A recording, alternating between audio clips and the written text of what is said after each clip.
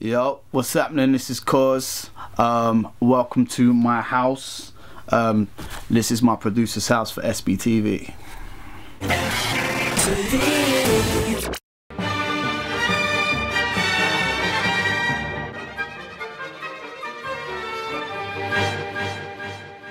I got into music production by accident, like most people. We were all in school, like everybody else always ends up getting into things.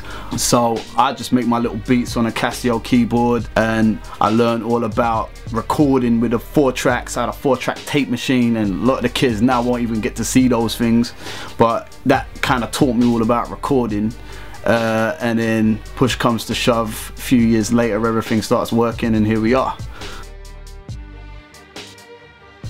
I didn't have any access to big studio, a lot of equipment, big mixing console. I didn't have any of those things. I've always learnt with, well, Cubase, which is what it was at the time. That's how I kind of started. And then, yeah, it went from there, and I've seen no reason to have to change those fundamental, you know, essentials that I started with. I've added bits on since, but that's kind of where it all started for me.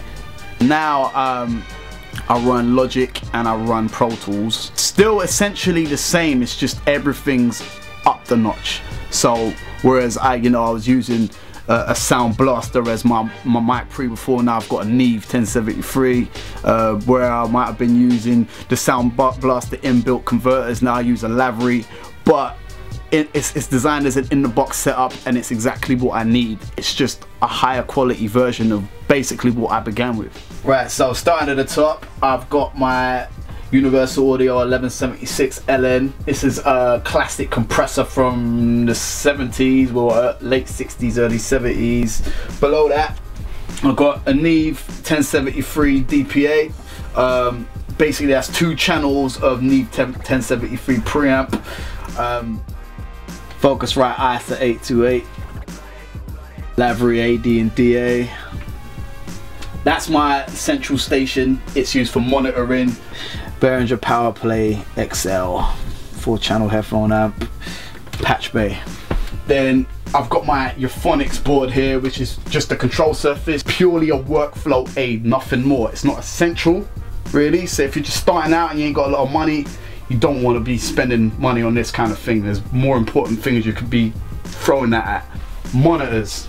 I've got Focal Twin B6s on my main monitors. A lot of people gas about flat monitors. No monitors are flat, none.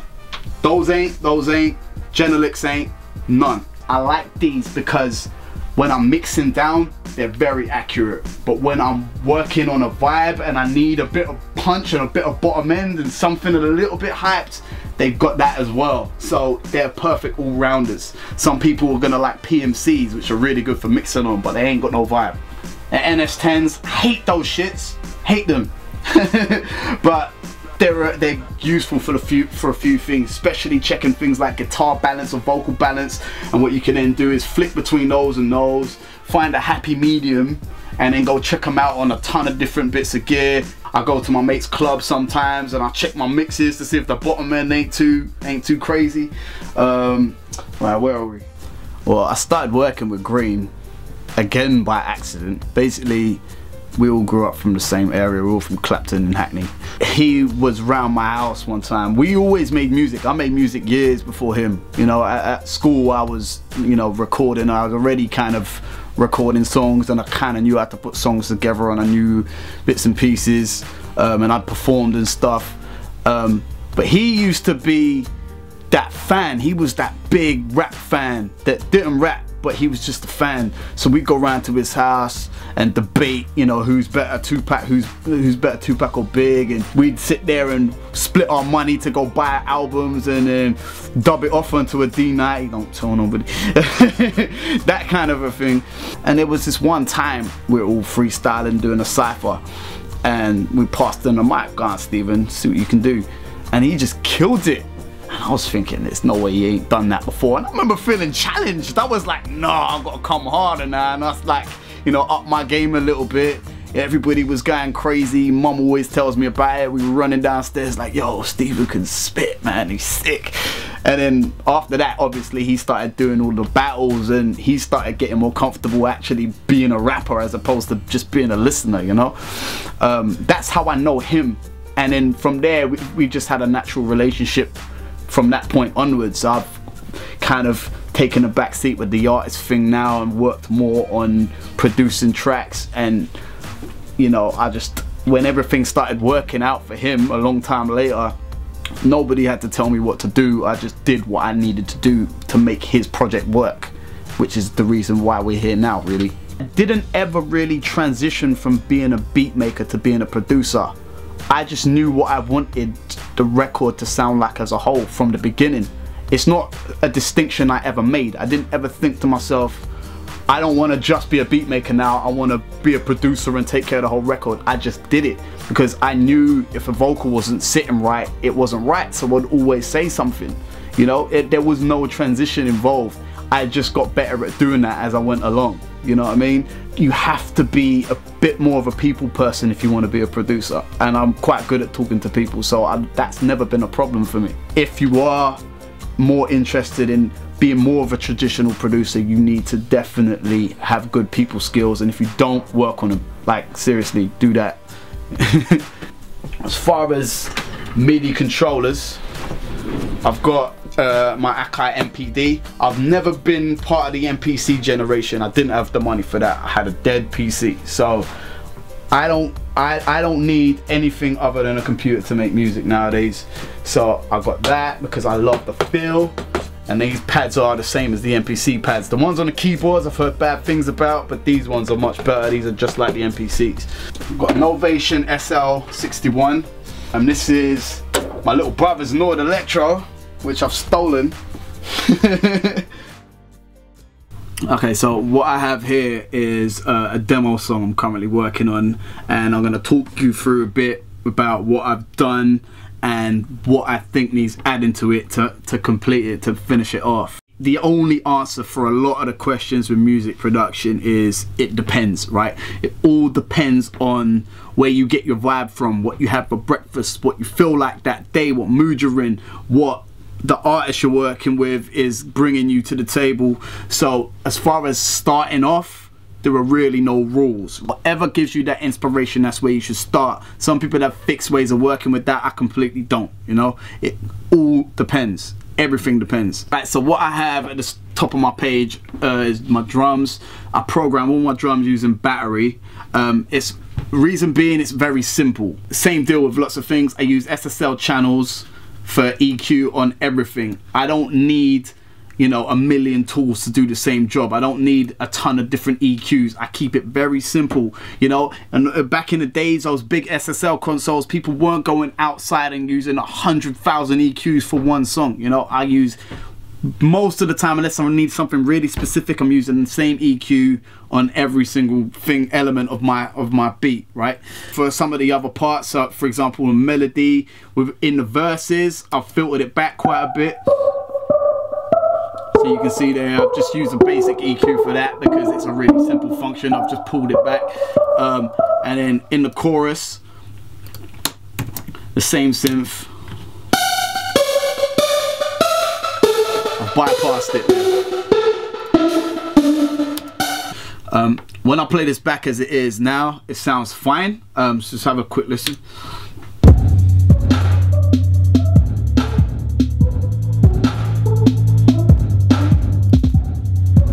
Definitely need something else, so I've got this idea that I put into it.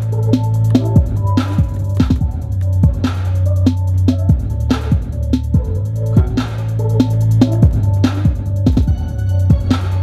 So it's got an extra filtered synth in there. That sounds cool, but I think it needs something a bit more significant because it's very empty at the moment. So what I'm going to walk you through is how to add something from the real world into this project, right? And vocals have probably been covered before, and there's a lot of information about that. I'm going to show you how to add acoustic guitar into this because that's what I think we need.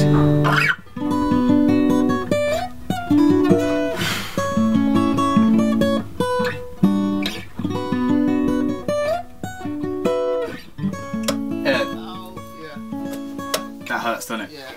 Does that hurt? Don't do that to your performers.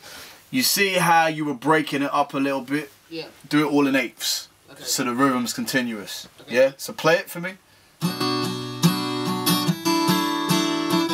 Nah, 16ths then. You have to have an open ear and think, cool, that's really amazing. I love that chord progression, I love that tone, I love the way they bend that note.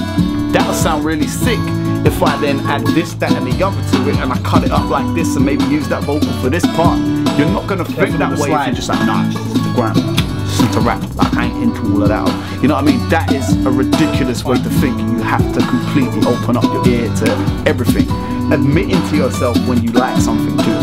You know, a lot of people can't do that. Yeah, I like that one, man. That one's sick. We're gonna use that. The next step would be to write a top line for it. So I'd get a vocalist in and we'd pen something for it. We'd have a chorus laid in, we'd have a verse laid in. I'd then mix the track and pitch it to somebody. So you might hear it, you know, being sung by somebody else. You don't necessarily need to have an artist come down and lay the final product today. We might write something for somebody else. Typically that's what will happen in the business with being with a writer and a top liner rather than an artist. But sometimes I work directly with the artist, whatever works for the song. After that, on to the next one. Don't dwell on that. It's easy to get stuck on one track and perfecting it, but you've got to finish things and just move on. And if they get picked up by a label, by a publisher or something, then you can do a bit more work to them. If not, there's no point in doing that. You know, it's at a good enough standard to be used, cool, keep it moving, and that's it. I used to work as a music technology teacher. Now, there is definitely some merit in being taught at school. I had no idea when I was growing up and when I was at school and college what a compressor was. Even after studying music production, I never got taught that, right? Whereas the courses have improved a lot now, right? So you can learn these fundamental basics. And the key thing is you have access to equipment you probably wouldn't otherwise have. You might not have enough money to have a Mac and Logic and a keyboard. You might not have enough cash for that. So utilize that too. If you're at college, you've got access to these things, so you can do that. One pitfall of it is you have to remember you have to take that and learn yourself. You can't expect something that's been designed for you to pass a set criteria to be gospel when it comes to working in contemporary music. You know, learning how the Pet Shop Boys made a tune by, you know, which numbers they turned certain dials to is not how those songs were created. You know, we're fiddling around. I'm playing around like I know what all of these dials mean and I know what all my controls are, but a lot of the time it's playing around and using your ears and being like, that's good, I like the way that sounds, cool. It's not a scientific process at all. So that's the problem. When you're in an educational establishment, they're teaching you to pass a course. They're not necessarily teaching you skills that you're gonna find usable within whatever environment you end up in later. You know what I mean? You're trying to pass the course, that's it. So take the access, take what you know, and then go and learn yourself and put it in context yourself. You have to be proactive completely. I had to squeeze everything into such a short space of time, so I have to do broad strokes, but I hope what you have learned has been useful.